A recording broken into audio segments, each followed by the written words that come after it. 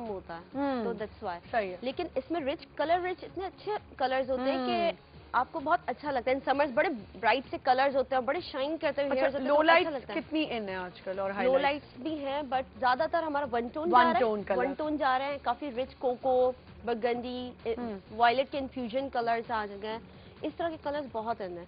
और लेकिन अगर आप जा सकते हैं ऐश ग्रीन की तरफ, ऐश पे की टोन पे जा सकते हैं, कूल ब्राउन्स पे जा सकते हैं, तो इस तरह की टोन्स भी ना, इट्स डिपेंड कि आपका अपना कॉम्प्लेक्शन क्या है, कि आपके कॉम्प्लेक्शन पे क्या सूट करेगा। अगर आपकी खुद की टोन अगर वार्म है तो आप कूल कलर्स पे आए, और अगर आपकी खुद की टोन थोड़ी सी वार्म है तो आप फिर कूल पे, और अगर कूल है तो फिर थोड़ा सा वार्म शेड है, तो आप बहुत बैलेंस हो जाता है। कितनी ड्यूरेशन के बाद आपको अपने कलर लेना चाहिए बालों के लिए? जितना ये कि आपको जरूरत हो। रूट्स बेसिकली जितनी ज्यादा रूट्स निकलती जाती हैं तो बुरा लगने लगता है, तो डिफरेंट शेड्स आने हो जाते हैं वो। बिल्कुल। तो अच्छा है कि आप जैसे ही आपकी रूट्स ग्रो हो तो आप रूट टचिंग। लेकिन वो जो एक अजीब सी बात है ना कि छोटी छोटी वर्जिन हेयर पे जो लड़कियां छोटी छोटी उम्रों की आके बहुत सारे डाई करा रही होती हैं, लो लाइट्स करा रही होती हैं, मुझे तो समझ नहीं आती कौन से माँ बाप है जो बच्चों को इजाजत देते हैं क्लास 7th 8th की बच्चियां या 10th की बच्चियां जाके अपने बालों को डाई करवा रही हैं, अपने वर्जिन बालों को खराब कर रही होती हैं। क्यों? उसमें सबसे बड़ा प्रॉब्लम जो आता है ना वो होता है कि फिर बाल जो है ना वो डी पिगमेंट होने लगता है। एक कॉल है हमारे साथ। अस्सलाम वालेकुम रिजवाना। वालेकुम जी, कैसी हैं आप? बिल्कुल ठीक ठाक। और मतलब मुझे ये सवाल करना था, इनका जो कॉलर है ये कहाँ पर है? बहादुराबाद मेन बहादुराबाद पे कट्स एंड शेड्स। अच्छा। और रिलैक्सिंग ये जो मसाज देते हैं ये कहाँ पर होता है? वही होता है। रिलैक्सिंग ट्रीटमेंट है, स्मूथिंग हेयर ट्रीटमेंट। अब ये भी बताएं वो कितने का है? अच्छा जी, relaxing hair smoothing treatment. TV का वॉल्यूम बंद करें प्लीज। जी। बेसिकली हाँ जी ये मैं पूछ रही थी कि ये रिलैक्सिंग जो मसाज होता है ये मतलब कितने का होता है? ये बता दें ताकि वो 50% से उसको वो बिल्कुल कैलकुलेट कर लें। कॉलर का नाम क्या है? रिजवाना। बेसिकली मसाज नहीं है, it's a relaxing smoothing treatment, hair smoothing treatment. ठीक है, और it's depend hair length and volume. ठीक है, अब आप एक प्राइस लिमिट बता दें। अगर आपके शोल्डर लेंथ भी देखें, हर बंदे की अपनी अपनी लेंथ होती है, वॉल्यूम होता है, तो मैं एकदम से ये नहीं कह सकती कि इतनी लेंथ के, क्योंकि हो सकता है कि अगर लेंथ शॉर्ट है और वॉल्यूम ज्यादा है, बस आप चली जाएं, विजिट आपको 50% उसमें डिस्काउंट मिलेगा। एक्सटेंसो पे 50% दे रही हूँ, देन फिर आप विजिट कर ले तो असिस्ट कर लेंगे कि क्या किस ठीक है, आपको 50% मिलेगा। कट्स एंड शेड्स है बहादुराबाद पे, मेन बहादुराबाद पे, आप वहाँ जा सकती हैं। ठीक है, थैंक यू। यू वेलकम जी, शुक्रिया। हाँ, डाई की हम बात कर रहे थे। बिल्कुल। अब मुझे बताएं कि छोटी बच्चियों को क्या जरूरत है कि अपने बालों को डाई करें और उनको वर्जिन हेयर को खराब करें? बेसिकली वो फैशन देख देख के ना हमारे मीडिया भी बहुत स्ट्रांग एक होती है, बहुत ज्यादा रोल प्ले करता है। आपकी होगी कि वो प्रेशर में ले आते कि इतना सब फैशन चल रहा है तो आप भी करो, लेकिन इतनी अर्ली एज में अगर कलरिंग पे आप आ जाते हो तो आपके बाल खराब हो जाते हैं, तो आपके बाल डी पिगमेंट होने से पिगमेंट उनका अपना एक्चुअल खत्म होने लगता है।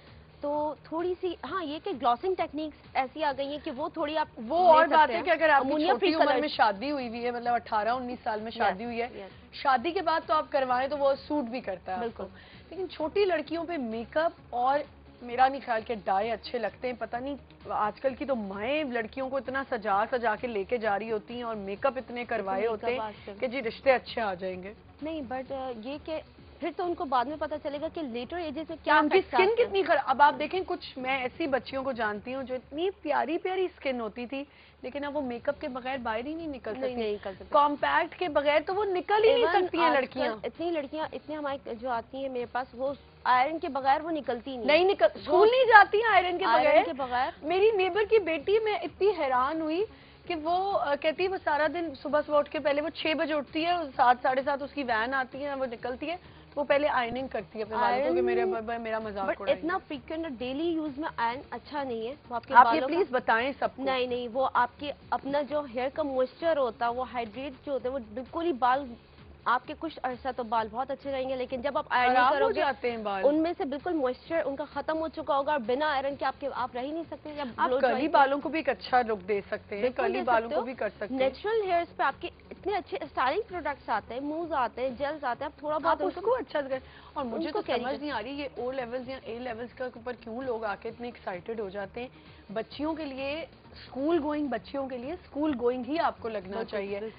हमें याद है हम तो भाई 2 चुटियां बनाते थे, बिल्कुल, ऑयल भी डला, ऑयल डलते थे हमारे बालों में, हल्का सा एक ऑयल होता था, वो 2 चुटियों के साथ बनाना होता था। फिर जब दूसरे किसी स्कूल में गई तो वहां पे कहा कि आपने ऑयल नहीं लगाना, लेकिन आप टाई, बिल्कुल टाइड अब आपके बाल हो और उसमें बाल पूरी बंदी हो, कोई बाल आपका ना निकल रहा हो, फाइन लग जाता था, फाइन लग जाता। अब तो मतलब आप स्कूल में बच्चे ऐसे तैयार होके जा रहे होते हैं जिससे पता नहीं क्या, इवन उसमें आपके नेल्स हर चीज चेक होती, नेल्स हमारे हर वक्त जो है बिल्कुल कटे हुए होने, और नहीं होते तो एक दिन होता था जिस दिन पूरा दिन चेकिंग होती थी। और मुझे आज तक याद है लड़कों को केनिंग हो रही होती थी कि बार्बर के पास बिठाया जा रहा होता था कि उनके छोटे छोटे बाल हो गए, और बच्चियों के साथ भी यही होता था कि उनके बालों में उसी वक्त छुट्टियां होती थी या नेल कटते थे। अब ये चीजें ही खत्म हो गई, बेसिकली बहुत ज्यादा सबने अडॉप्ट कर लिया फैशन हर एज में। खुद आपको हैरानगी नहीं होती जब आपके पास कोई छोटी उम्र की बच्ची आ जाए कि मैंने कुछ कराना, मतलब इतनी कम एज की फेशियल ट्रीटमेंट चल रहे होते हैं। चलो वैक्सिंग तो फिर मैं समझती हूँ कि अब जरूरत और वो जरूरत भी है, और वो अच्छी बात भी है कि आपकी ग्रोथ कम हो जाए। कुछ चीजें बहुत अच्छी हैं, कुछ चीजें एक्सेस हो जाती हैं, कुछ चीजें अननेसेसरी होती हैं। अच्छा, फेशियल आप क्या समझती हो, कितने कितने अरसे में लेना चाहिए और कौन सी एज से लेना चाहिए? एक कॉल भी हमारे साथ। हेलो अस्सलाम वालेकुम, कौन बात कर रही हैं? मरियम इमरान बात कर रही हूँ। जी मरियम इमरान, ये भी मरियम इमरान है, आप भी मरियम इमरान? जी मरियम, मैंने पूछना था कि मेरे बाल बहुत कर्ली थे ना, तो मैंने रिमॉन्डिंग वगैरह कराई हुई है पहले से। अच्छा, तो अब एक्सटेंशन हो सकता है कि नहीं हो सकता? एक्सटेंशन रिबॉन्डिंग कितने अर्से पहले करवाई है? एक 1 ईयर हो गया है। सॉरी, 1 ईयर हो गया। 1 ईयर हो गया, तो उसमें काफी आपके 6 इंचेस तो आपके आ गए होंगे, अपने नेचुरल रूट्स आ गए होंगे। हाँ जी, नेचुरल रूट्स तो हैं। अच्छा, तो आप विजिट कर लो, उस पे हो सकती है, क्यों नहीं हो सकती? आप विजिट कर सकती हैं, आपको इनकी तरफ से 50% ऑफ मिलेगा एक्सटेंसो पे। आप ये बता दीजिएगा कि आपने कॉल की थी यहाँ पे, और मरियम इमरान इनको याद रहेगा नाम। बिल्कुल मुझे याद रहेगा। और कोई आवाज? अच्छा, ये आपका क्या टाइमिंग्स है पार्लर की, कुछ आइडिया है?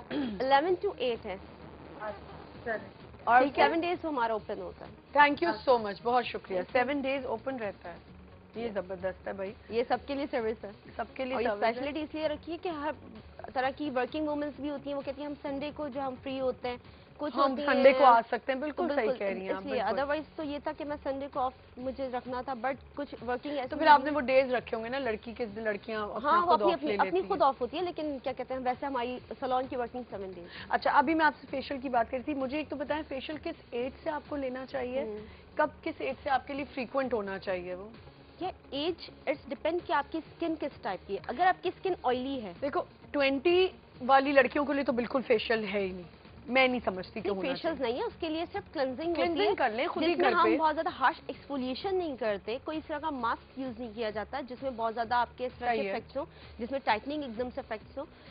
इस तरह की स्किन जो कि टीन एजर्स होती हैं, अर्ली 20s में जो होते हैं, उनके लिए सिर्फ क्लेंजिंग रिकमेंड की जाती है। अब फेशियल मुझे बताएं प्रॉपर। फेशियल प्रॉपर हमारे पास एडवांस व्हाइटनिंग में भी है, एंटी एज भी है, ऑयली स्किन के लिए भी है, डैमेज एंड ड्राई होती है जो कि बहुत ज्यादा, जैसे जो रोज सेलिब्रिटीज होते हैं जो मीडिया में, तो जो रोज उनका हैवी मेकअप किया जा रहा है। एक कॉल है हमारे साथ, मरियम अस्सलाम वालेकुम। हेलो, वालेकुम सलाम, कैसी हैं आप? जी बिल्कुल ठीक ठाक, कौन बात कर रही हैं?